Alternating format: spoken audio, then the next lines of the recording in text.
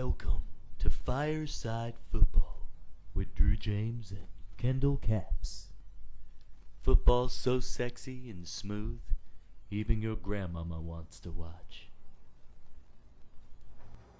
Welcome to Fireside Football. I'm Kendall Caps. And I'm Andrew Williams. And these will be our Week 1 picks. And the NFL season, the 2010 NFL season, is going to kick off early once again. I can't wait! A rematch. Yeah, a rematch from last year's NFC title game, which was personally one of the greatest games I've ever seen. Minnesota at New Orleans. I'm scared. Are you scared for Brett Favre? Does he make it out alive? Well, not walk off the field? Yeah, I don't know what will happen. Well, after that game last year, he was later quoted in saying that he thought that was the end of his career for sure when he had left that field. He was that close to reaching his goal and then lost it, mainly in part due to himself at the end of that game. See the pictures of his leg? They beat him up. Yeah, mercifully. The New Orleans defense was amazing last year. But what about this year? Do you think you're going to see a similar type game? I'm going to take New Orleans. I don't. Harbin's out. Rice is recovering. Or am I backwards? Yeah, Rice is out. Harbin has Harbin's recovering. But I think New Orleans is going to roll. They might be a little hungover. But Favre just came back. Minnesota's just going to be getting into the groove, so I'm going to go with New Orleans. Yeah, also the emotion of the crowd, start of the season, I mean, everything should be flowing. I think Minnesota will be able to hang around initially with that running game the first half. But as the game goes on, I think New Orleans is going to put up enough points to be able to run away with it in the second half. Well, what about Sunday's games? How about Indianapolis at Houston? Indianapolis always beats Houston. Always beats Houston. Will this year be different? I actually believe that it will. Houston at home, they need to make a statement game. Everyone has liked them in the last couple of years. They've won a few more games. They finally showed what their offense can do last year. Defensively, they've upgraded a little bit through the draft. I think they're actually going to pull out and finally beat Indy, and Indy will finally lose a game in Week 1. I'm going to disagree. I'm going to ride the Colts like Seabiscuit. They never lose against Houston. They never lose in the first week of the season. The Colts come ready to play. I think they're going to take it to Houston. I think it might be bound to happen. The team's got to lose in Week 1 eventually, but Sunday will tell.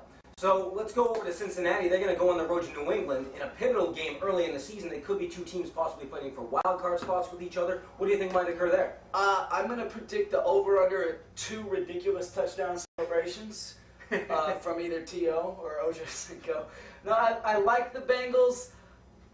Both of these teams, I'm kind of waiting to see more from. I want to see how the Patriots defense comes together. I want to see how the Bengals passing game improves. I'm going to take the Bengals in an upset, but I'm kind of shaky. I want to know more about these teams. I like what New England once again did through the draft. McCourty, the cornerback, is supposed to be one of those shutdown type corners. He's looked good so far. Patrick Chung, the safety out of Oregon or Hawaii from the year previous in the draft, he played a little bit more toward the end of the season. I actually think he's going to have a pretty solid season. If that secondary is just average at best, their offense is going to carry them. Obviously, they're an offensive team, built team. There's nothing that's going to change in that regard. A lot of it, of course, depends on Wes Welker's health. He's looked good in preseason. He looked good in camp. He was cutting way better than most people ever expected he could that soon after that injury. But again, a lot of it will depend on him. I think this weekend, New England will be able to take care of business, make sure they start up the season on the right note. All right, well, what about Green Bay, Philadelphia, the Packers and the Eagles? You've got the Packers, a popular Super Bowl pick, the Eagles, Kevin Cole, new quarterback for the brotherly love city. Will they love him like they loved McNabb? I don't know. To me, on paper, this might be the best game of the week. I really like Green Bay this year. They're a solid squad. They can score many different ways. Their special teams is solid. Their defense is solid. They have weapons all over the field. However, I actually think they might trip up in Week 1 and give Philly some hope. Kevin Cole, who played really well in 2 games while McNabb was out last year, I expect him to have a great season this year. Using his receivers, he's got Macklin, Avant, and Deshaun Jackson on the outside. McCoy, who is a guy who I think will be a great threat. He's a Westbrook-type back in Philadelphia. I expect great things out of him. I actually think Philadelphia will win this game. See, I like McCoy a lot. I like Macklin a lot. I got them both on my fantasy team, but I'm not shying away from Green Bay. Their defense first in the league last year.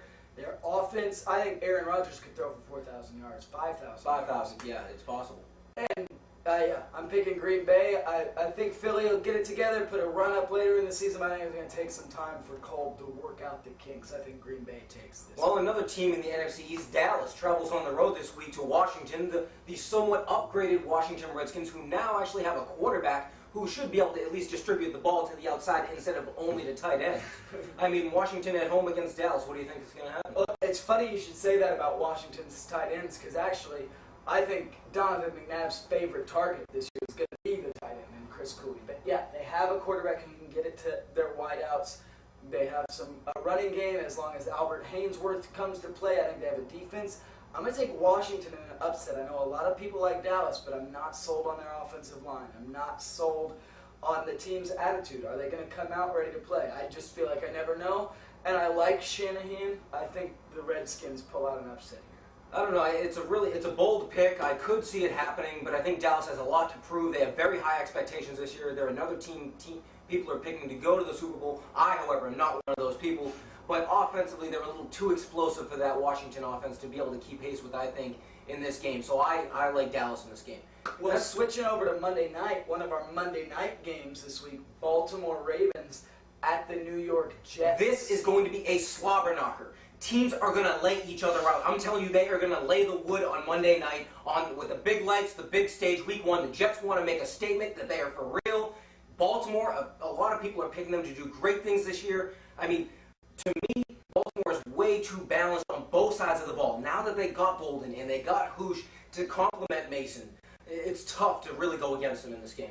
Yeah, they're two angry teams that come out fighting, and I think Baltimore's weakness that will be exploited this year is their secondary. They've got a shoestring secondary. Fortunately for Baltimore, the Jets quarterback can't get the ball to the secondary. Or he definitely can't get it past them. So yeah, I'm going to take the Ravens here.